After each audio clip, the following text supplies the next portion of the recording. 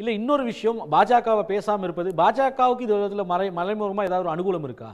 பாரதிய ஜனதாவின் நோக்கமே அதிமுகவை காலி செய்வது தான். அதுக்கு தான் இப்போ விஜய் போன்றவர்களுடைய வளர்ச்சியை வந்து அதிமுக விரும்பும். நீங்க பாஜக எதிர்க்க ஆரம்பிச்சிருச்சுன்னு சொன்னீங்க விஜயை. எங்க எதிர்க்க? நயினார் அவர்கள் என் தம்பி, அதை அவர் சொல்லும் போதே அவ்வளோ சாப்பிட்டு இருக்கு.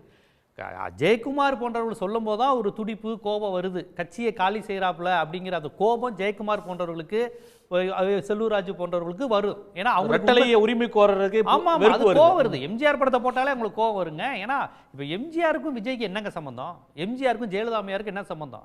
அவர் தோழர் சொன்ன மாதிரி கொடநாடு போய் அவர் மண்டி போட்டு நின்னது தானே ஜெயலலிதா அம்மையாருக்கும் விஜய் அவர்களுக்குமான உறவு. என்ன உள்ளே வரவிடலையே ஜெயலலிதா அம்மையார், நீல்டோன் போட்டு நில்லுங்கிற மாதிரி நிற்க வச்சாங்க. அந்த வீடியோலாம் இன்னும் ஆதாரமாக இருக்குது. இன்றைக்கி வந்துக்கிட்டு அவர் சம்மந்தமே இல்லாமல் நான் ஒரு வீரன் ஆளுமைன்னு பேசுறது நகைச்சுவையாக இருக்கா இல்லையா உங்களுக்கு? அதனால அப்போ விஜய்க்கு வரக்கூடிய அந்த ஆதரவாலாம் நம்ம பார்க்குறோம்ல, இது வந்து அவர் பேசக்கூடிய அரசியல் ஏடிஎம்கே ஓட்டை தான் குறி வைக்குது. அதில் எந்த சந்தேகமும் இல்லை. இப்படிங்க அங்கே பேசுகிறவங்களாம் பாருங்கள், இந்த சின்ன பசங்களாம் நாங்கள் எம்ஜிஆருக்கு ஓட்டு போட்டோம், ஜெயலலிதா ஓட்டு போட்டோம், விஜய்க்கு ஓட்டு போட்டோம், இப்படி தான் சொல்கிறாங்க அந்த பசங்க. பல பேர் வந்து அவர் சொல்கிற மாதிரி எம்ஜிஆரை பார்க்காத ஒரு ஜெயலலிதா தான் பார்த்துருக்காங்க.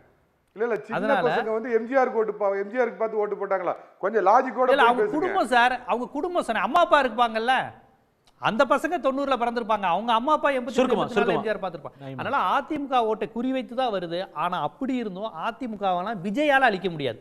திமுகவை தோக்கடிக்கிற சக்தி அதிமுக, அதிமுகவை தோக்கடிக்கிற சக்தி திமுக சார்.